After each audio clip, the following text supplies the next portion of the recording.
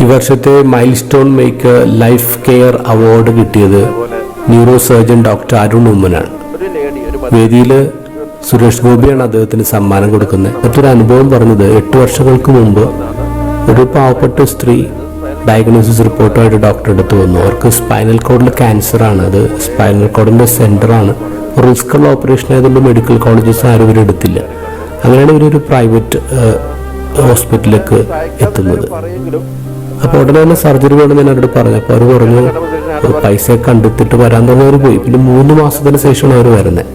അവർ വരുമ്പോൾ ഒരു തീരെ അവശതയിലാണ്. അപ്പം ഞാൻ പറഞ്ഞു എന്താ നേരത്തെ വരാനല്ല പറഞ്ഞു. അവർ പറഞ്ഞു ഡോക്ടറെ പൈസ സംഘടിപ്പിക്കണ്ടേ, ഇപ്പോൾ കിട്ടി. അങ്ങനെ സർജറി ചെയ്തു.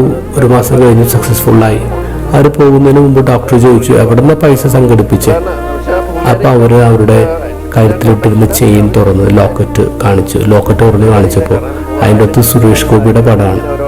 അവർ പറഞ്ഞു പല രാഷ്ട്രീയക്കാരുടെ അടുത്തും സെലിബ്രിറ്റീസിൻ്റെ അടുത്തും ബിസിനസ്സുകാരുടെ അടുത്തൊക്കെ പോയി, പലരും തരാന്നൊക്കെ പറഞ്ഞാലും തന്നില്ല. ഏറ്റവും അവസാനമാണ് സുരേഷ് ഗോപിയുടെ വീട്ടിൽ ചെല്ലപ്പോൾ അദ്ദേഹം പറഞ്ഞു എനിക്കിപ്പോൾ സിനിമയൊന്നുമില്ല, എൻ്റെ കയ്യിൽ പൈസയൊന്നുമില്ല. എങ്കിലും അദ്ദേഹം എൻ്റെ ഫോൺ നമ്പർ അക്കൗണ്ട് നമ്പർ വാങ്ങിച്ചു. പിറ്റേ ദിവസം വൈകുന്നേരം 7 മണിയായപ്പോൾ എനിക്കൊരു ഫോൺ കോൾ സുരേഷ് ഗോപിയുടെയാണ്. മണി ട്രാൻസ്ഫർ ചെയ്തിട്ടുണ്ട്, വേണ്ട കാര്യങ്ങളൊക്കെ ചെയ്തു എന്ന് പറഞ്ഞ് ഫോൺ കട്ട് ചെയ്തു. അങ്ങനെയാണ് സർജറി നടത്തിയത്. പിന്നീട് ഞാൻ പലതവണ കോണ്ടാക്ട് ചെയ്യാൻ നോക്കിയിട്ട് കിട്ടിയൊന്നുമില്ല.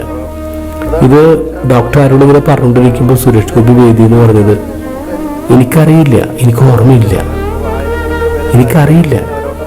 ഇന്നത്തെ ഗോസ്പലില് ഈശോ നീതിമാന്മാരോട് പറയുന്നത് നിങ്ങളെനിക്ക് കുടിക്കാൻ തന്നു, നിങ്ങളെനിക്ക് ഭക്ഷണം തന്നു, നിങ്ങളെന്നെ കാണാൻ തന്നു, നിങ്ങളെന്നെ ഉടിപ്പിച്ചു.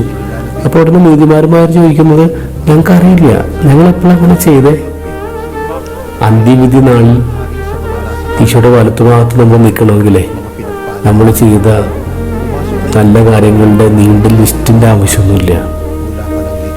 എനിക്കറിയില്ല, എനിക്ക് ഓർമ്മയില്ല, അത്രയേ ഉള്ളൂ.